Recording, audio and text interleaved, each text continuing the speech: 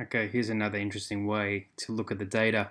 So what we have here is we've got the number of susceptible people, which is the population of Australia at the start, 25 million. And then we've got this line over here, which is the recovered people, and this is infected people. And then you've got requires hospital, requires ICU.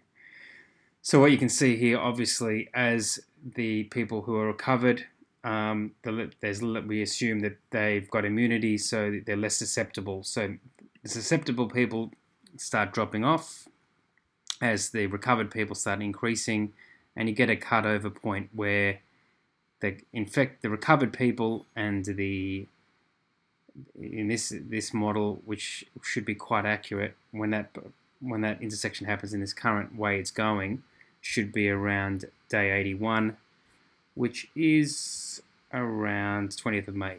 If things continue as normal with no additional lockdowns, the same rate of infection, as you can see here today, it's around 3,500 people, and the model predicts about the same. There you go, 3.5. So tomorrow there'll be 4,200, 5,000, and then you have some standard measures here. Average recovery is about 15 days.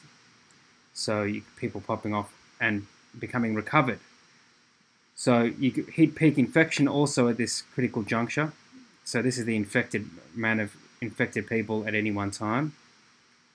So the peak infection is 10 million people, all on around the day 80s, around May, and then starts dropping off. The amount of infected people start dropping off massively over time, and because there's less people to infect, because you've got this line here, the susceptible drops off as the recovered. Now you can see there's a difference between the height of this one, of 25 million, and the height of that one, which is recovered, and the difference obviously is death, and death is tracked over on this column here. So at the moment we're about 16 to 20, and these deaths will go up and peak again if you do nothing around 308,000 according to this model. So the problem is, again, we've only got capacity of beds to 60,000 here, and ICU beds 2,000 to 2,229.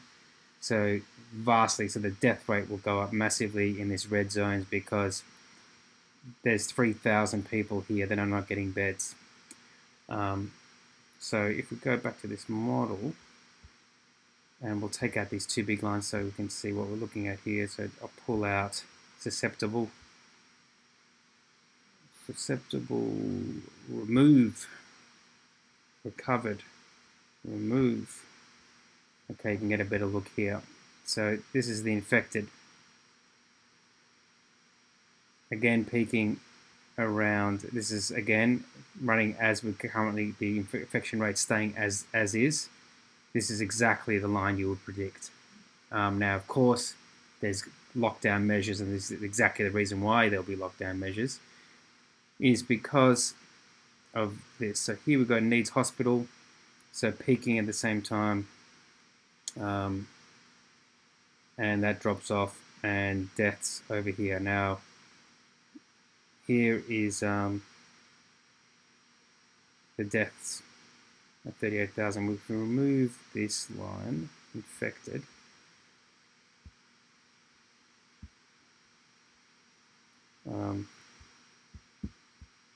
Let's remove infected. Okay, so now we can see here, this line needing hospital. Here, this green line way down here is the capacity.